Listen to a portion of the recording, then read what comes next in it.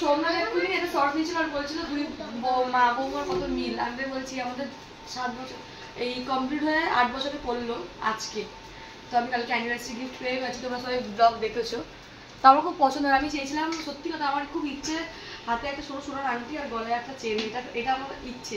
ওই টাইফোনের ইচ্ছে নেই খুব একটা, সে আমি খুব মেকআপ কিনবো, গয়না কিনবো, জুয়েলারি কিনবো, এগুলো আমার নেই। আমার এই দুটো জিনিস খুব ইচ্ছে। এটা হচ্ছে আমার মায়ের কাছে শাশুড়ির কাছ থেকেই পাওয়া। আমার শাশুড়ির ইচ্ছে একটা গোল, ওটা কি পাশা কানে বলে না মাকে একটা পাশা কানে বাঁধিয়ে দিতে একটা গলার চেন কিনবে। তো মায়ের টাকা জমিয়ে রেখেছিল, অনেক কষ্ট করে মা একটা কানেরও কিনেছে, কিন্তু মা একবারই কানেরটা পড়তে পেরেছে আর পড়তে পারেনি। তার কারণ ফ্যামিলির কোনো কারণেই মাটাকে বন্ধক রেখেছে। এটাই হচ্ছে ঘরের সোনা কেনার মেয়েদের কি বলবো ভালোই গুণ বলবো।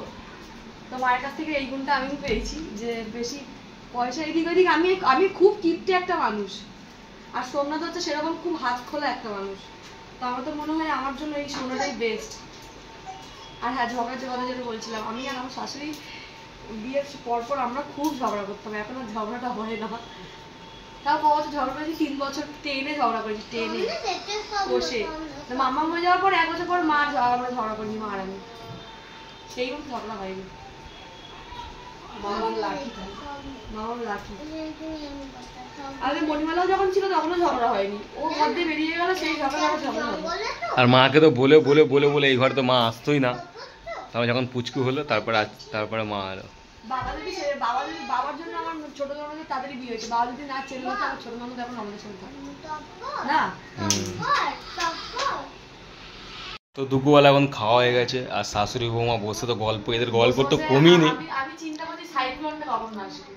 সাইক্লোন কখন আসবে? হ্যাঁ, আমি ওটার চিন্তা ধারা করছি। আর মা বলছে এখন না, গভীর রাতে আসবে। মাকে ফোন করেছিল, আমাকে ফোন করতে পারিনি, নেটওয়ার্ক লাগেনি। মাকে সাইক্লোন ফোন করেছিল, বলেছে গভীর রাতে আসবে। এটা শাশুড়ি বৌমা বসে থাকলে খালি পর চর্চা করতে একটু বেশি ভালোবাসে। কথা বলো, কালকে আমাকে সোমনাথ আংটিটা গিফট করলো, এই যে না হ্যাঁ কালকে করলো গিফট রাত্রিবেলা। আমার শাশুড়ি ওখান থেকে বসে বসে বলেছে হাতে পরিয়ে দে, হাতে পরিয়ে দে। আমার সোমনাথ লজ্জা পাচ্ছে। মা আবার কি বলছে, মূর্খবেলায় বলছে আমি মূর্খ হতে পারি, আমার হাতের লেখা ভালো, আমি জানি। আমি বলছি ওকে পড়িয়ে দিতে, কি লজ্জা পায় মা। কিন্তু আমার গিফটটা খুব পছন্দ হয়েছে, মনে হয় খুব ভালো। আমাদের একটা নাইটিও কিনে দিলে আমি তো আরো খুশি হয়ে যেতাম। না দেখলাম তোকে রূপোর জিনিস দিলাম, তুই খুশি হয়ে গেছিস। আমি থাকলে না দিলেই হতো। মা জানে, মা সোমনাথের সঙ্গে দুর্গাপূজায় আমার খুব বড়ই একটা ঝগড়া হয়েছিল, খুব বড় ঝগড়া হয়েছিল। আবার কি অ্যানিভার্সারি আগের দিনও ঝগড়া হয়েছিল, সেটা বল। ঝগড়ার মধ্যে গিফটটা নিয়েছি, তারপর এই কথা বলেছি। আমাকে যদি যেরকম আমাকে দুর্গাপূজা, তুই কি জানতিস আমি তোর জন্য সোনার আংটি এনেছি বা কিছু? আমি ভেবেছিলাম ভুলে গেছি, কারণ সোমনাথ আমার এবারে বার্থডে ভুলে গেছে, উইশ করতে ভুলে গেছে। ওখানে 12টার সময় নিজে থেকে ফোন করেছি, তখন বলছে 12টা বেজে গেছে এখনো ঘুমাসনি। আরে ততক্ষণে আমি গেছিলাম নেদারহাটে ঘুরতে, আর নেদারহাটে ওখানে পুরো জঙ্গল আর পুরো রাত্রি আমরা খেয়ে ঘুমিয়ে পড়েছিলাম, তখন খেয়ে ঘুমিয়ে পড়েছিলাম। হ্যাঁ 12টা পর আমি ফোন করেছি, তখন বলছি এখনো ঘুমাসনি, ঘুমিয়ে পড়। তখন বল সোমনাথ দিদি বলছে পাল্টে কি রে ওর জন্মদিন ওকে উইশ করবি না। তখন বলছে এ বাবা আমি ভুলে গেছি। তা আমি ধরে নিয়েছিলাম ও ভুলেই গেছে, আমার মনে ছিল। আমি তোর দিদিকে বিকেলবেলা ফোন করে বলেছিলাম না আমি জানতাম তুই ভুলেই গেছিস। আর হ্যাঁ দুর্গাপূজায় সোমনাথ আমাকে একটা নেল পলিশ এনে দিয়েছিল ঝগড়া করার পরে, এই লাল রঙের, এটা এখনো পাল্টে গেছে। তো ওই নেল পলিশটা পরার পরে আমি আবার ভুলে গেছিলাম ঝগড়াটা। আমি ছোট ছোট জিনিসই ভুলে যাই। তো এই সোনার আংটিটার বেশি বড় খরচা করে দিয়েছি, সেই আমাকে নাইটি এনে দিয়েছেন, তাও ঠিক আছে বুঝলা।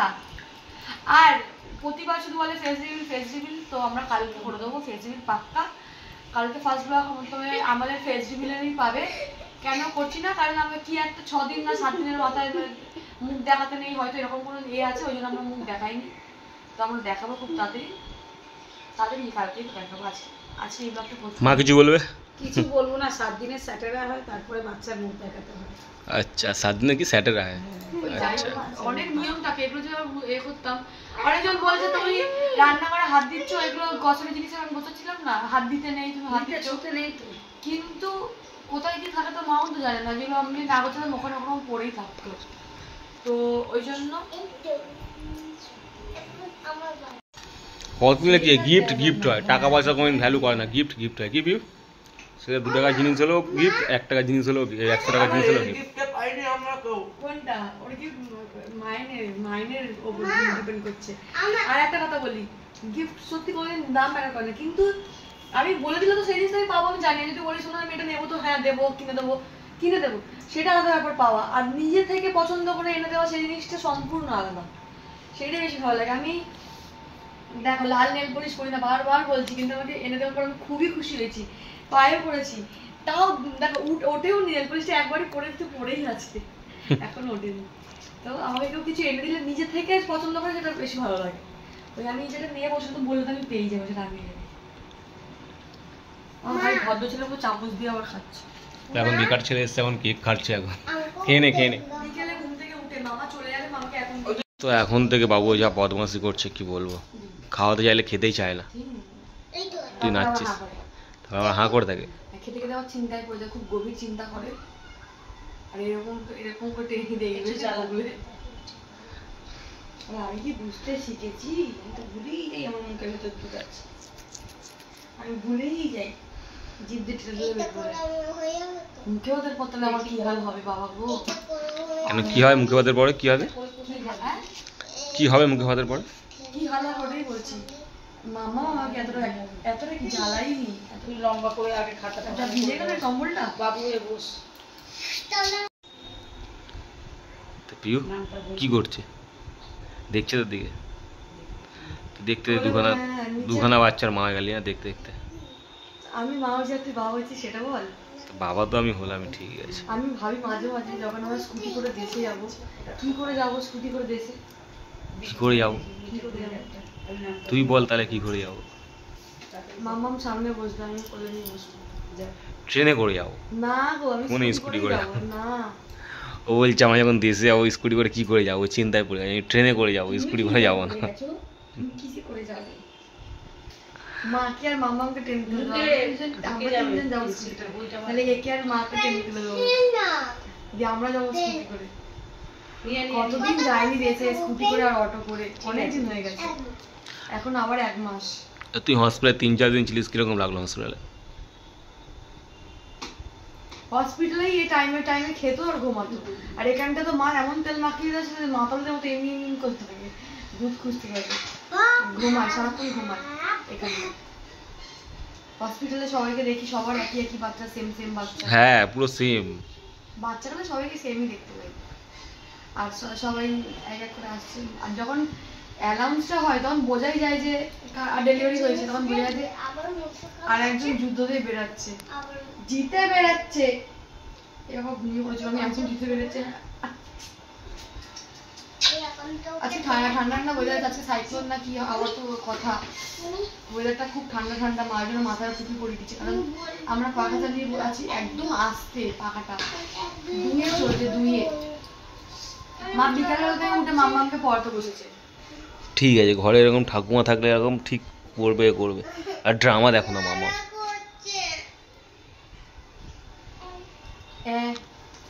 ও জ্বালা করছে বলে যে বলছে। হ্যাঁ তুই বুঝেছিস জ্বালা করছে, তুই শুয়ে পড়, বুঝেছিস তুই শুয়ে পড়ছ।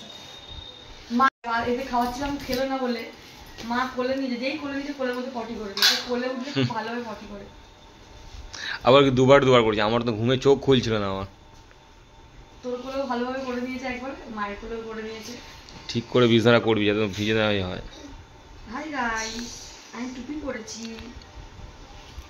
বল কালকে তোমরা আমাকে দেখে নেবে আমি টুপি পরেছি। হ্যাঁ কালকে নতুন জামা পরে আমার বাচ্চাদের দেখাবো। আমাকে কেউ না কমেন্টস করলো না যে আমার 2টো জামা পাঠিয়েছিল বাচ্চাদের জন্য, আর একটা বড় জামা, 3টে জামা পাঠিয়েছিল। কিন্তু কে পাঠিয়েছে আমি কেউ কমেন্টসে বলছে না, মেসেঞ্জারে এসে বলছে না, ইনস্টাগ্রামে বলছে, কিন্তু কে পাঠিয়েছে সেটা আমার জানা দরকার। জামাটা একটা পিঙ্ক কালার জামাটা পরা হয়ে গেছে অলরেডি। আর কালকে যখন ফেস রিভিল করবে, কালকে একটা জামা পরিয়ে, কালকে আজকেই তো করবে রাত্রিবেলার দিকে, কালকে পোস্ট হবে। তো ওর জামাটা পরেই আমি ফেস রিভিল করবো। আমার ভালোবাসা এটা ভিজে গেছে একটু। তো ব্লগটাকে এখানটা এন্ড করছি, যদি ভালো লাগে লাইক কমেন্ট সাবস্ক্রাইব করে দেবে। আর কালকে কটার মধ্যে ব্লগটা আসছে? কালকে খুব তাড়াতাড়ি সকাল বাবুর ফেস রিভিল ব্লগ আসছে।